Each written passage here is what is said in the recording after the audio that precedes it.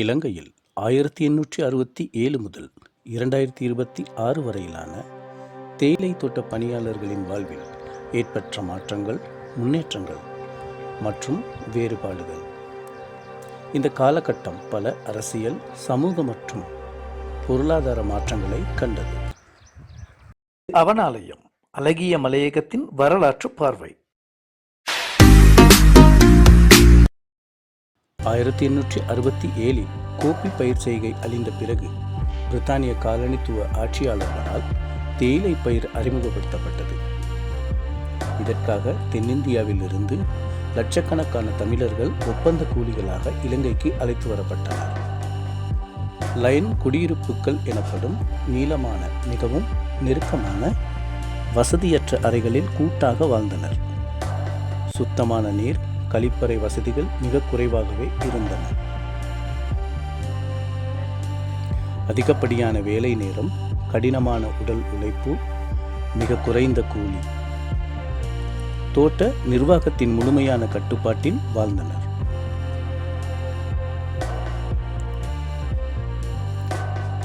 எந்தவிதமான குடியுரிமையோ அரசியல் உரிமைகளோ தொழிலாளர் பாதுகாப்போ இருந்திருக்கவில்லை. தோட்ட நிர்வாகத்தின் தன்னிச்சையான முடிவுகளுக்கு கட்டுப்பட்டனர். அடிப்படை சுகாதார வசதிகள் இன்மை, குழந்தை தொழிலாளர் முறை பரவலாக இருந்தது. கல்விக்கான அணுகல் மிக குறைவு. சமூக படிநிலையில் மிகவும் பின்தங்கியவர்களாக கருதப்பட்டனர். வெளியுலகத்துடனான தொடர்பு மிக குறைவு.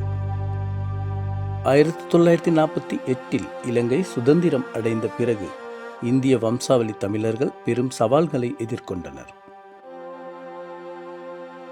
1948 தொடக்கம் 1949 குடியுரிமை சட்டங்கள் மூலம் லட்சக்கணக்கானோர் குடியுரிமையை பறிகொடுத்து நாடற்றவர்களாக ஆக்கப்பட்டனர்.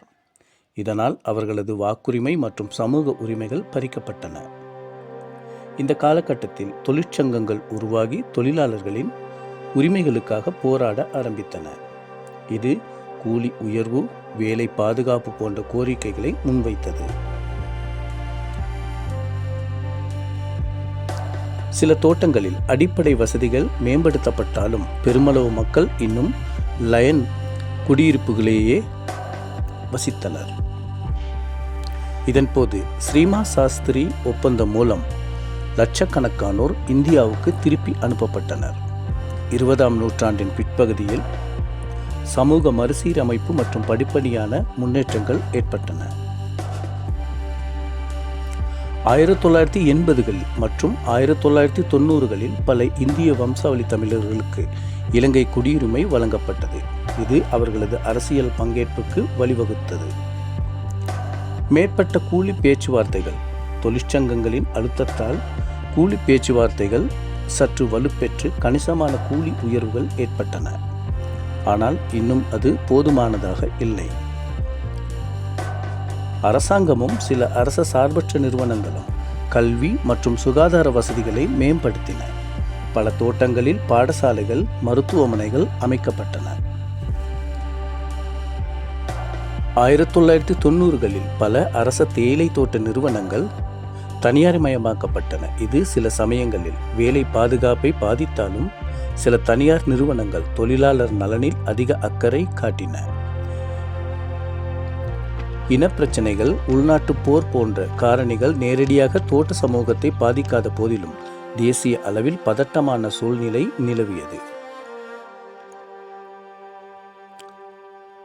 தொழிற்சங்க பேச்சுவார்த்தைகள் மூலம் நாள் சம்பளம் கணிசமாக உயர்ந்துள்ளது. இன்னும் அவர்களின் கடின உழைப்புக்கு ஏற்ப கொடுப்பனவு இல்லை என்ற கருத்து நிலவுகிறது. 1000 ரூபாய் சம்பளம் ஒரு முக்கிய மைல்கல்லாக பார்க்கப்பட்டது. நாள் சம்பள முறை, இலக்கு அடிப்படையிலான கூலி முறை ஆகியவை இன்னும் சர்ச்சைக்குரியதாக உள்ளன. பெரும்பாலான தொழிலாளர்கள் மாத வருமானத்தில் ஸ்திரத்தன்மை இல்லாமல் உள்ளனர். லைன் குடியிருப்புகளுக்கு பதிலாக தனி வீடுகள் கட்டும் திட்டங்கள் இந்திய அரசு உதவியுடன் பல இடங்களில் முன்னெடுக்கப்பட்டுள்ளன. அடிப்படை வசதிகளுடன் கூடிய வீடுகள் வழங்கப்படுகின்றன. இன்னும் பல லைன் குடியிருப்புகள் காணப்படுகின்றன. புதிய வீடுகள் கட்டும் வேகம் குறைவு. தேசிய கல்வி முறைக்குள் தோட்ட பாடசாலைகள் இணைக்கப்பட்டு ஆசிரியர்கள் நியமிக்கப்பட்டு கல்விக்கான அணுகல் கணிசமாக மேம்படுத்தப்பட்டுள்ளது. உயர்கல்வி பெறுவோரின் எண்ணிக்கையும் கூடியுள்ளது. உயர்கல்வி தொழில் பயிற்சிகளுக்கான வாய்ப்புகள் இன்னும் வரையறுக்கப்பட்டே உள்ளன. ஊட்டச்சத்து குறைபாடு, தாய் சேய் மரணங்கள் போன்ற சுகாதார சவால்கள் இன்னும் முழுமையாக களையப்படவில்லை. தேசிய அளவில் தோட்ட தொழிலாளர்கள் ஒரு தனித்துவமான சமூகமாக அங்கீகரிக்கப்பட்டுள்ளனர். அரசியல் பிரதிநிதித்துவம் அதிகரித்துள்ளது. சமூகத்தில் சில பாகுபாடுகள், நில உடைமை தொடர்பான பிரச்சனைகள் இன்னும் நீடிக்கின்றன. சிலர் தோட்ட வேலையை விட்டுவிட்டு வேறு தொழிலில் ஈடுபட தொடங்கியுள்ளனர். சுய தொழில், வெளிநாட்டு வேலைவாய்ப்பு போன்றவற்றில் கவனம் செலுத்துகின்றனர். தேயிலை துறையை சார்ந்திருக்கும் நிலை இன்னும் உள்ளது.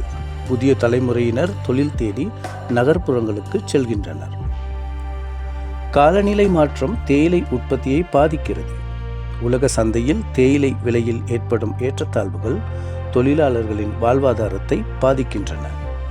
1867 அடிப்படை உரிமைகள் கூட இல்லாத நிலையில் வந்தவர்கள் இன்று குடியுரிமை பெற்று கல்வி, சுகாதார வசதிகளை பெற்று தமக்கான அரசியல் பிரதிநிதித்துவத்தை கொண்ட ஒரு சமூகமாக மாறியுள்ளனர். இது ஒரு பாரிய முன்னேற்றமாகும். ஆனால் இன்னும் வறுமை, ஊட்டச்சத்து குறைபாடு, நில உரிமை இன்மை, மட்டுப்படுத்தப்பட்ட சமூக நகர்வு, கடினமான வேலை நிலைமைகள், போதுமான கூலி போன்ற அடிப்படை பிரச்சனைகள் முற்றிலுமாக தீர்க்கப்படவில்லை. சமூகத்தின் எதிர்பார்ப்புகள் அதிகரித்துள்ளன. ஆனால் அதற்கேற்ப மாற்றங்கள் முழுமையாக நடைபெறவில்லை. இந்த காலகட்டம் சுரண்டலில் இருந்து ஒரு போராட்டத்தின் மூலம் படிப்படியாக உரிமைகளை மீட்டெடுத்த வரலாற்றையும் இன்னும் முழுமையாக சமத்துவத்துக்கான எதிர்பார்ப்பையும் பிரதிபலிக்கின்றது.